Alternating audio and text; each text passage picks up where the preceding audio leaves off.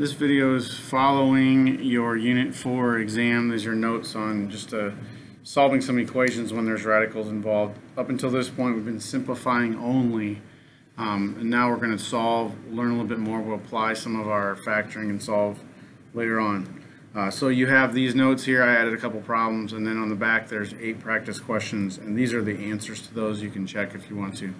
So generally the rule is, especially with radicals, is you want to isolate the radical. Isolate means get by itself. So right here I have the radicals isolated. So the way that I undo or do the inverse operation of this x of radical x is to square both sides. So I square both sides, and we know radical x times radical x is x. So x equals 4. Pretty easy when it's kind of straightforward like that. Second one, it's already isolated. The radical's by itself. I square both sides. Now, you don't get r squared plus 81. You get r plus 9. So underneath the radical, it's worth double checking just to make sure you get positive roots, but almost always we're in that situation. We're just practicing right now. Again, already isolated, square it. P plus 5 equals 25. P equals 20. If you plug it back in, 20 plus 5 square root, you can check that pretty easily. Again, the radical is isolated here, squared.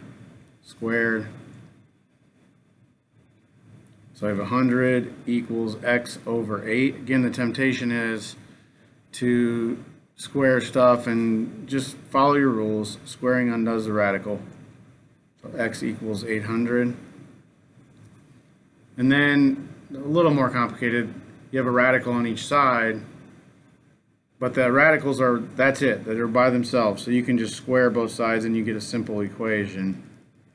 And I'm not even going to go through how to solve that equation. You can solve that. Same thing here, square, and then solve it. I did put a couple on there. There's a little bit more of a challenge. So I want to show you those.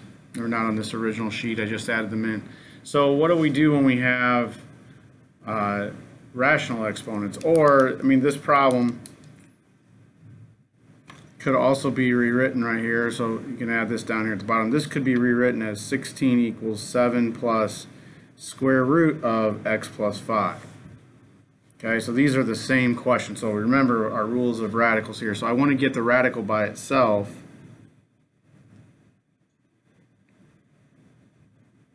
And then I just turned it into a problem like the one above. Square both sides. 81 equals x plus 5, and then you can solve it from there.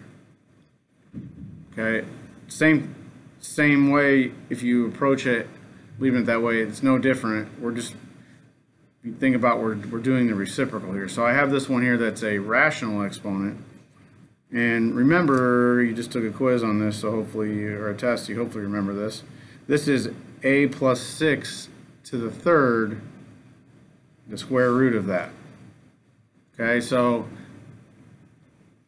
the problem is right now, if we square both sides, then we end up getting a plus 6 to the third, and you might not know how to take the third root yet.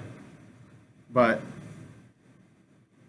if you think about the fact over here, it was the 1/2 power. We squared it to get rid of it. Well, we want to get rid of this, so we raise both sides to the 2/3.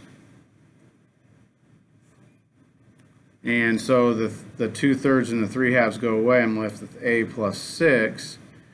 And now I can simplify this just like I did in the last test. 343, the third root of 343, look on your chart.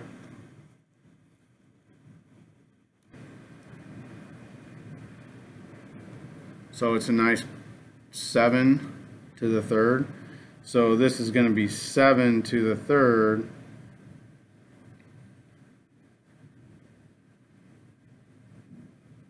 So 7 to the second, because the cubed root of 343 is 7 squared. a plus 6 equals 49, a equals 43. See if it makes sense. 43 plus 6 is 49 cubed, then take the square root. You can use your calculator to see what you get.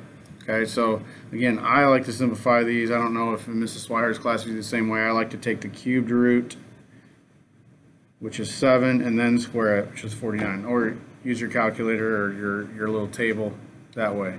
So the problems on the back here, some of them are a little simpler, straightforward. There's a few that have coefficients in front of the radical. Make sure that you move that by getting rid of that coefficient, because our only rule is the radical needs to be by itself before we undo it. Okay, so again, most of these are square roots. I did put a couple little challenging ones on there for you guys, because you guys are smarter than you look.